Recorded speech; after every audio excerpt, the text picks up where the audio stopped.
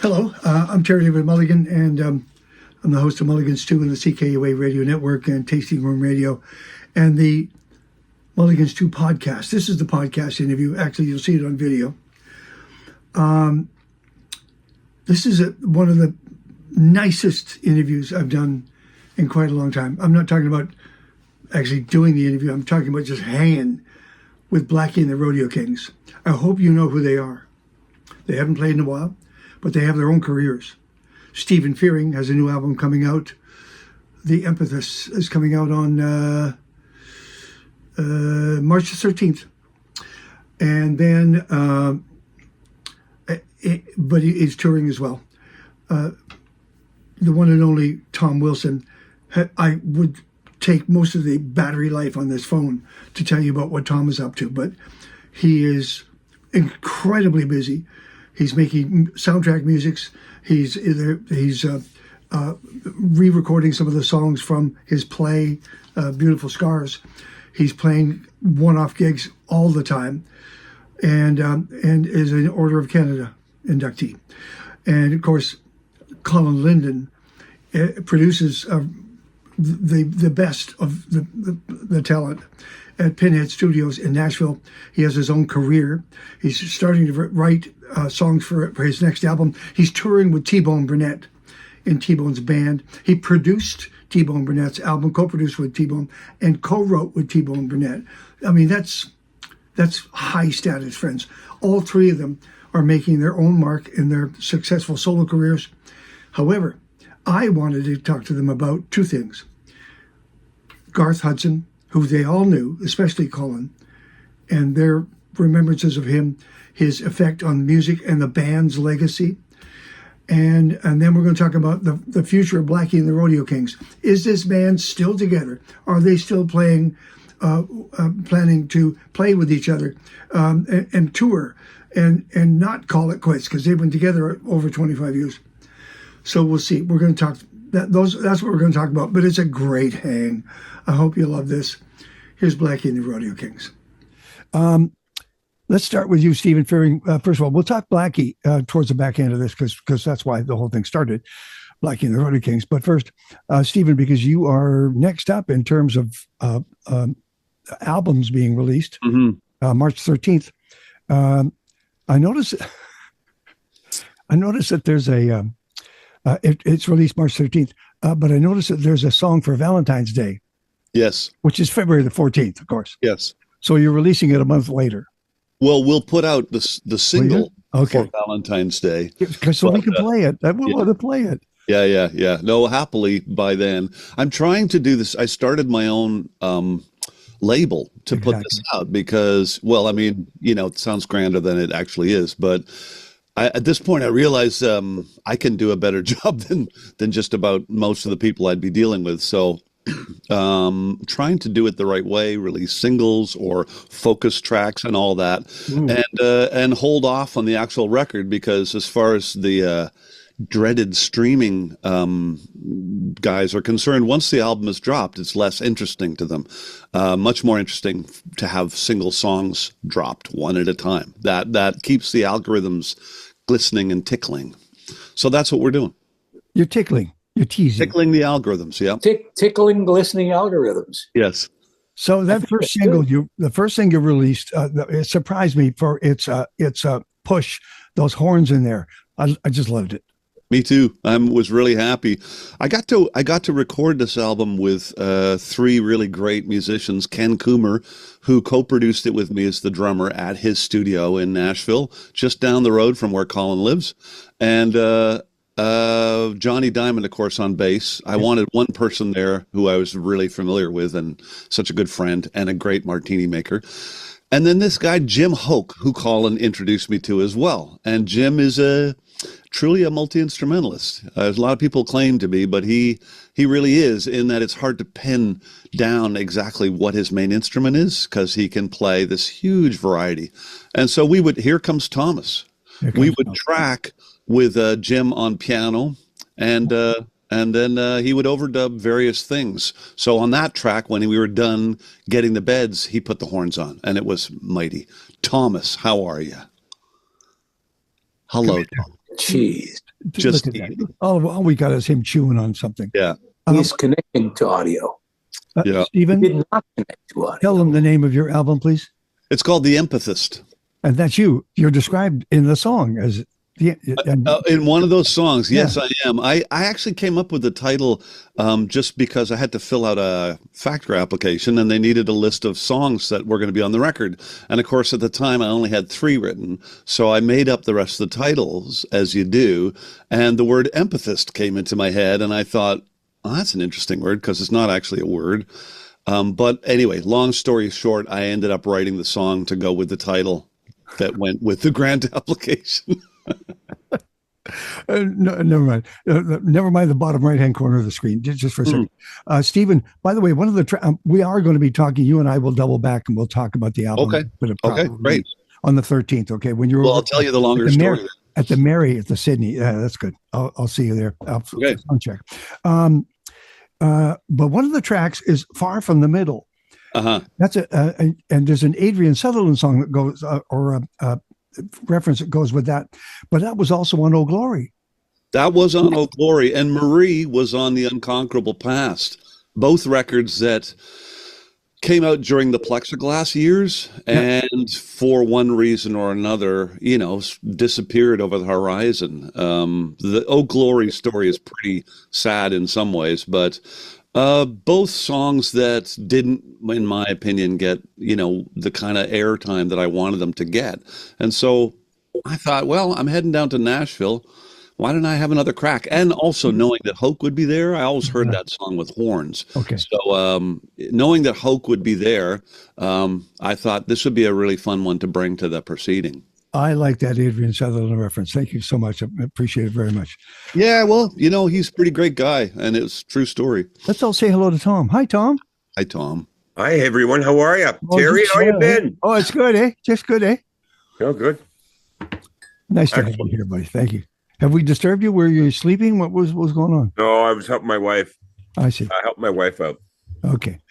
We're just going around the circle here. I'm going to get to Colin right now because as you can see, it's 12:10. It's high noon in Nashville. Tom, Yes. we'll be right with you. Okay, Colin. How busy have you been in that room of yours at Pinhead? It's been crazy busy, although really for the last, I guess, little over a month, it's been a matter of just finishing stuff up. Okay. I had a couple of albums. I'm still two and a half albums I'm finishing, mostly just here by myself mixing. And I did some recording with T-Bone Burnett last week, and we spent the whole fall mostly on the road. And I've been practicing a lot. That's the thing that I've been really taking a lot of time practicing. So that's kind of been, all of the work is work, which I love doing too. But, this room, I come here every day and practice singing and practice playing the guitar, practicing my songs. Are you still playing the road dates with T-Bone, or is that done? Yeah, we're off till March 28th, and then we do, I think, about another 8 shows or 9 shows. That's the Other Side tour, right? Yep. And I see a date here, June 30th? I wrote down June 30th, Bob Dylan Center in Tulsa, Oklahoma. Oh, that was last. We did it last year. Okay, and what was that like for you? Oh, it was fantastic. It was a fantastic event. It was just me and him. And he was interviewed by Steve Jenkins, who runs the Bob Dylan Center. Okay. So they spent about 45 minutes talking, and then he and I played for about half an hour, and it was really fun. It was great. Janice, my wife, and I went to Tulsa for a couple of days. It was actually interesting because Blackie had done a show the night before. Yeah. And I flew to Tulsa that day, and it was a really quick trip. But Tulsa's a really interesting city. So anyhow, it was great. And the Bob Dylan Center is mind-blowing. Were you on that Ringo single? Okay. Not on the single, but I'm on the album. Nice creds. Yeah, I'm only on one song. I played on a few, but I think I sounded too much like a blues guy on a couple of songs. So I think T-Bone replaced my parts with himself, which is probably the right thing to do because I was probably imitating him. unsuccessfully. Thomas, Yes, my friend. before we talk to you about your life and times and what's ahead, I'd like all of you for a moment to just to think about, because it's literally days from the loss of Garth Hudson Mm-hmm. and the loss of the entire band, the last guy standing. And I just need your thoughts on Garth himself and on the legacy of the band. Tom? He was an angel, in my opinion. He was otherworldly. He traveled. He definitely traveled. I mean, what little I knew, what little time I got to spend with him, which was more than the average person. I mean, he played on an album that we did. We were recording in Bearsville, and I remember in between takes, he was sitting playing accordion, and we would play the song, and he'd be playing, and then we'd finish it, and everybody would be quiet. And there'd be about 3 to 5 seconds, and then all of a sudden the accordion would start playing again, and he would just play. We'd go in and listen into the control room to listen to see what we got, and he would still be out, still playing the accordion in this world that he was in. And I said, holy fuck, that's amazing. What he's playing is incredible. And I said to John Wynett, the engineer, I said, we should probably record some of this just for posterity. And John said, he goes, I have stacks of DAT tapes of Garth playing, in between takes. So he was committed to experiencing art in a way that I think a lot of us strive to. That would be my take on Garth Hudson. Colin? Oh, well, I have so many memories of 35 years plus friendship from when I started working with him. And then, of course, a few decades before that, of just being a gigantic fan of his. So to me, I think his contribution, I think he's changed how everybody who plays any of the kinds of music that I love does what they do, either in a blatant way or in a more a subtler way. His approach to accompaniment and to improvisation was so rich. It was so informed by jazz music, so informed by blues and country music. I remember once when, I guess I was maybe about 28, and Janice and I went and had lunch with him. He was doing a video for the Northern Pikes. He played on a Northern Pikes record around the same time he played on my album When the Spirit Comes. And we had a lengthy lunch because he got in a day early. So we went to a little coffee shop at Young and Charles. And he sat down with a piece of paper and showed Janice and I how contrapuntal arrangements work. And he said, and I have to say without bragging, I was voted by the other guys in the band the best Garth impersonator. And he said, the way that traditional country and Western Nashville arrangement works contrapuntally is very much the same as how the better classical composers would put together their arrangements. And he drew this diagram of how one thing would start high and go low, and the next thing would start low and go high, and then 30 seconds in, another thing would come up. And I mean, he was extremely generous. He was kind-hearted and tremendously humble and gentle soul and otherworldly musician. And when I think about him, and this is something that Stephen and Tom know for sure, is Richard Bell said the best thing about him. And Richard played with him in the band from from March of 92 until end of 99 when Danko died. But Richard said, there are all the musicians in the world, and then there's Garth. And that's kind of, because he's sort of like no one else. And I could spend the whole day talking about him, and it's exceedingly sad for the world that he's not in it physically anymore. But I have so many happy memories. I can't think of anything aside from gladness when I think about him. And I know he was also a man of faith. So I think that he's fine. I don't, it's funny to say that, but I do believe it. Stephen? Oh, I don't know if I have much to add. Just a memory. We were lucky enough to work with him. I really remember the sessions at Bearsville where he would keep playing. And as I was saying earlier, the only person I've ever heard make a Lowry organ laugh. We were playing a particular tune, and in between we segued. It was the nighttime sessions, so things were a little looser. And in between the segue from one song into, I think it was when the Red Robin goes bob, bob, bobbing along. Might have been. There was this sort of moment of people kind of making sounds and doing things. It was very eerie. You know, you're in a dark studio with your headphones on, and suddenly I hear this unworldly kind of laughing sound, and it's Garth at the keyboard making it go.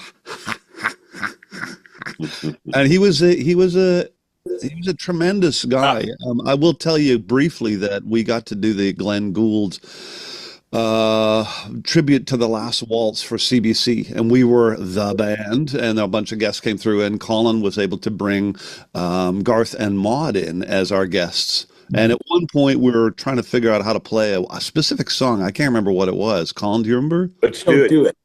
Okay. And we were sort of vamping, and he was going around listening to each of us. We had a horn section. We had the whole thing. And he was giving us a music lesson. And I thought, oh, my God, I'm at the Glenn Gould Theater, you know, with my friends, my brothers, and Garth Hudson is giving us a music lesson. This is a moment I will never, ever forget. He was a tremendous guy. Okay, finally, because I want to move on here, but it's just this moment. That band and the life they lived together and the history that they made, it was amazing, and we've lost them. Yeah. Although the music stays, we can have our memories. But what an impression they made. Yeah. Oh, yeah.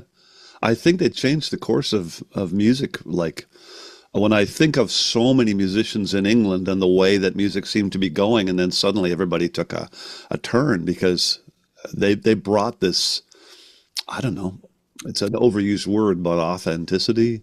They brought that to the table in spades. You know what? They played music like they were trying to survive, and they were trying to survive in bars. Remember when we were in England at the BBC, and some jaunty gent said, well, you have a very southern sound.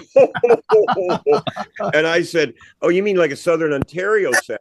And he said, well, surely I don't know what you mean. I made up a story. I didn't make up a whole story, but I said, there's a highway that runs out of Hamilton that we call the Mystic Highway, Highway 6 South, that runs from Upper James and the Millionaire Drive and down to Lake Erie. And I said, it's the highway that, the Six Nations Reserve is on, where Robbie Robertson spent his summers, with his family there. I said, it's the same road, where Ronnie Hawkins and the Hawks used to go down and play summer gardens in Port Dover. And I said, it's the same highway where, Ronnie Hawkins fired his bass player, Rebel Payne, and found this kid who grew up shitting in a Crisco can out by Turkey Point, Ontario. I said, and it's where the band lived on Highway 6 and on so many other highways in Ontario. And their understanding of being able to incorporate country and blues and jazz and classical to some extent, to my ears, is what gave the birth to what we know now as Americana music and beyond.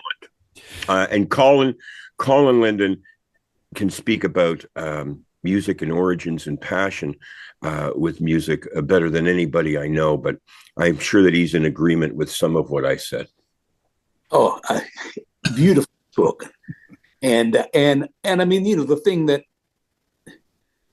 thing that I'm always sort of drawn to remember and it's something that I had a feeling about long before I ever got to work with them or know them,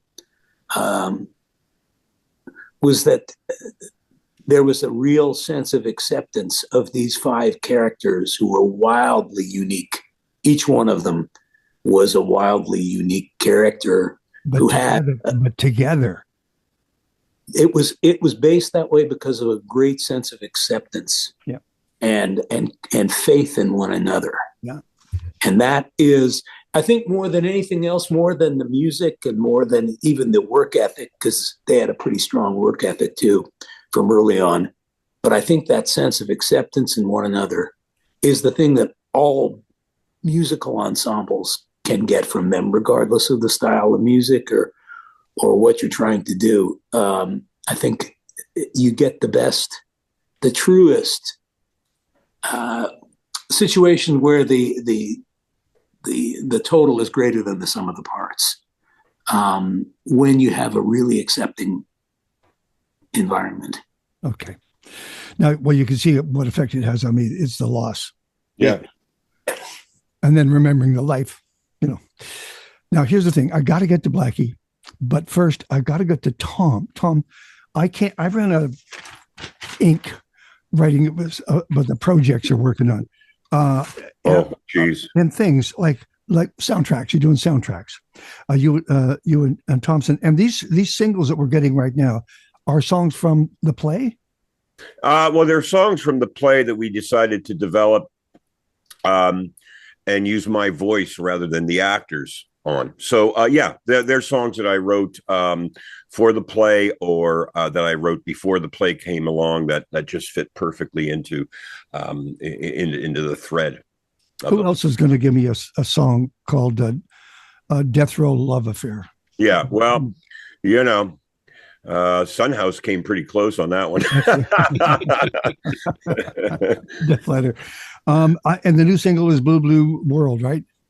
Yeah. Okay. I'm very embarrassed to say that I can't keep track of a few things these days. I'm right now. I am doing I'm doing the soundtrack for the new Tanya Talaga film. Yeah. Here. So I've been busy with that, and I'm finishing the second book, which, if anybody ever asks any of you to write a book, just say no. No. Just say no, because so I'm on once again, Terry, you know what? And this is what my experience with art, this is why I will not, at this point, as long as I can keep going, I will not stop, because my engagement with art is an inward journey now. I'm no longer, standing with you on Granville Street in front of the Commodore with Junk House, worried about how many tickets we sold for the show that night or anything. And I'm not worried if, C Fox is playing the single. I mean, all that has been swept far away from my life. And now I can actually just enjoy creating whatever the hell I want to do. And not to segue, but that's what Blackie and the Rodeo Kings have been doing for almost 30 years, is just doing whatever we want to do, and without hurting anybody's feelings, for the most part.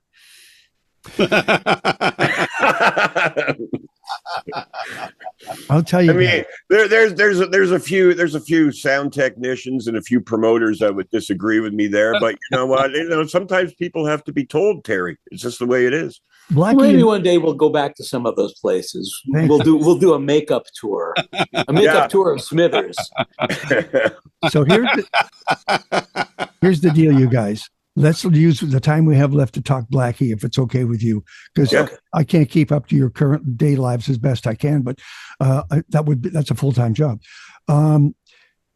Blackie was set up to be a rise and fall, a come and go. You would gather, you would make music, you would, whatever you did, you tour, and then you'd go your separate ways because you had your own careers. You still have your own careers. God bless you. But what about Blackie? That's my thing. What's going on with Blackie? Anyone? Colin? We aren't waiting for a good reason to gather in Nashville.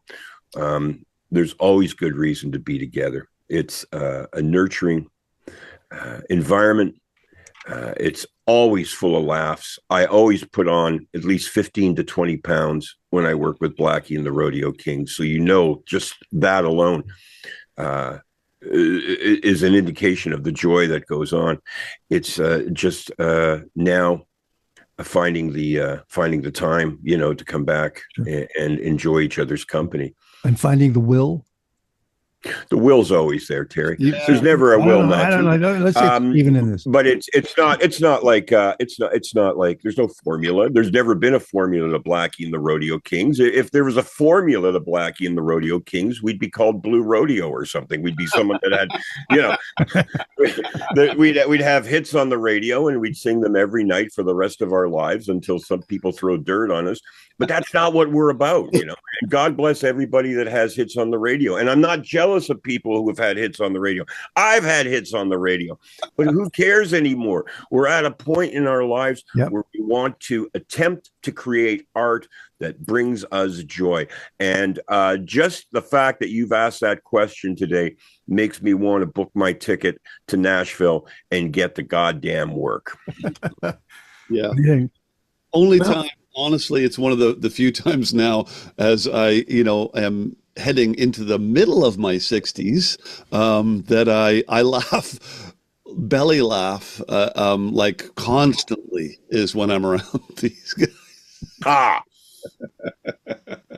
Well, it's a funny thing. The studio here that we've had now for, I guess, over 6 years we've been up and moving. In fact, it was kind of built to hold up a Blackie and the Rodeo Kings record. We had to be able to shake around as much in the in our communal figurative martini shaker to be able to hold up here in the studio. So that was how it was built, and it was built. My wife found a bottle opener that was.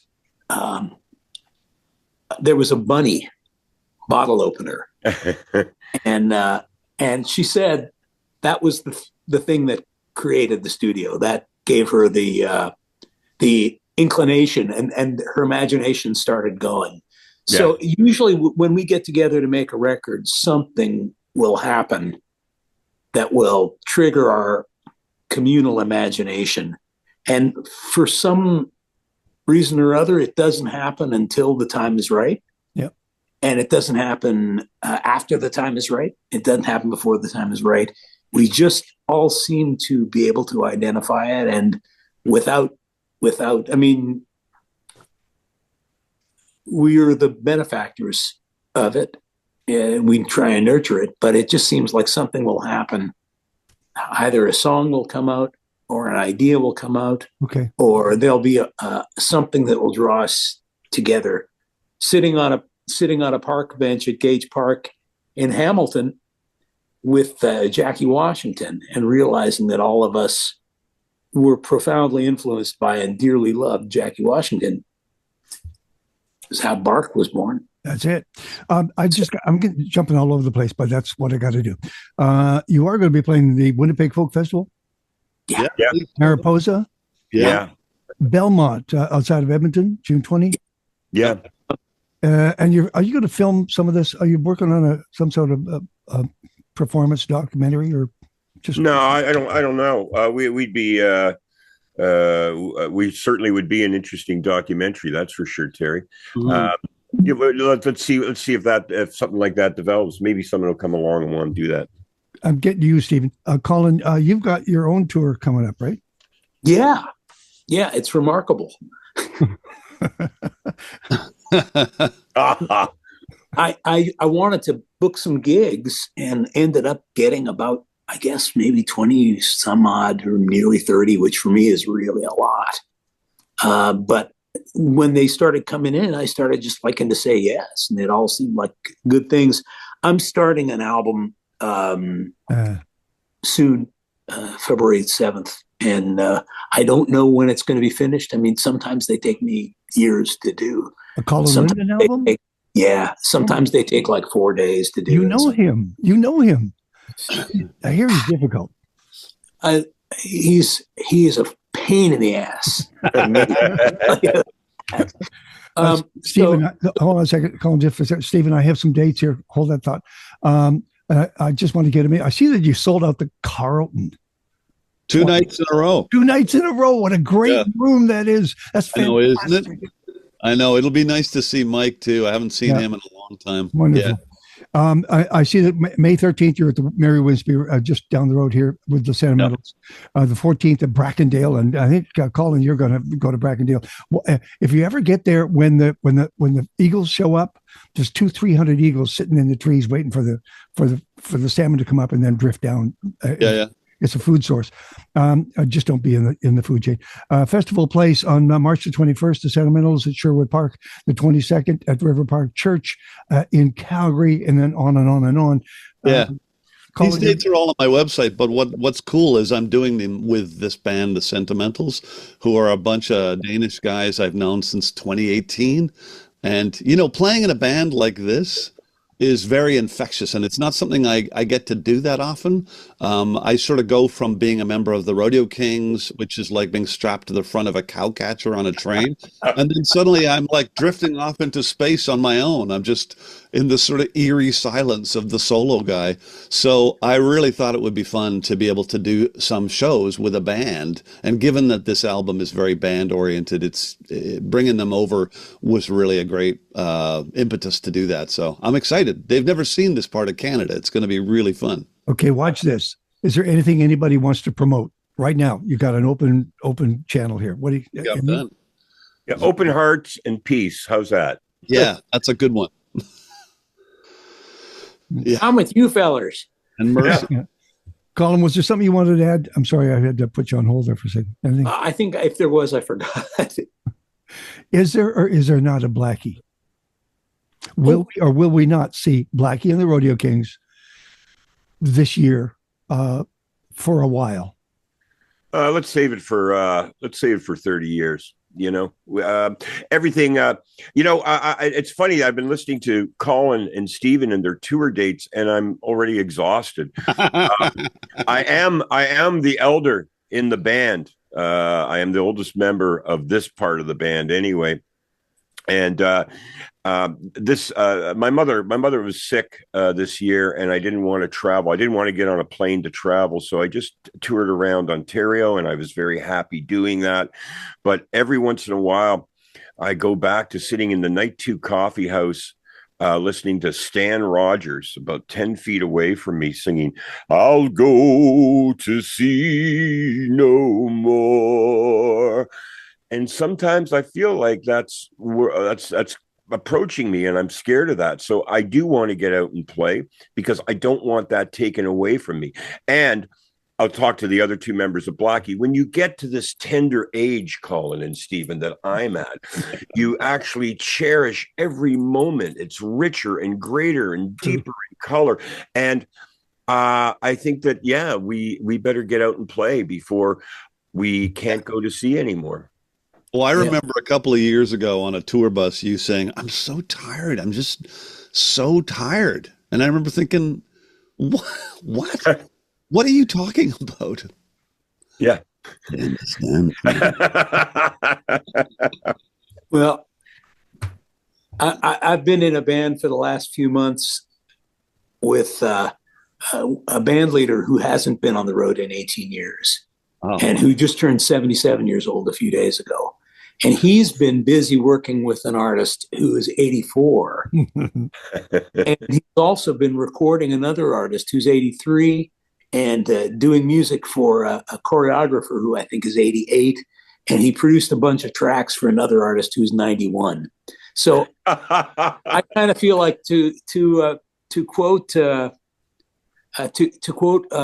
former Prime Minister of Canada, Jean Chrétien, "We're just getting warmed up." Oh, he was a doozy, that man. Okay, I'm going to wrap this up as a cold end because I have a last final question that goes like this. Thank you, Stephen Fearing. Thank you, Colin Linden. Thank you, Thomas. Hello to your families and your loved ones, and your dogs and cats and kids. Bless you. Nice to see you one at a time or all at once. I'm a big fan. Okay. Thanks, Terry. Thanks, Terry. Thanks a lot. Thanks for getting us together too, because I've been missing just being, even in a virtual sense, in the same space. Me too.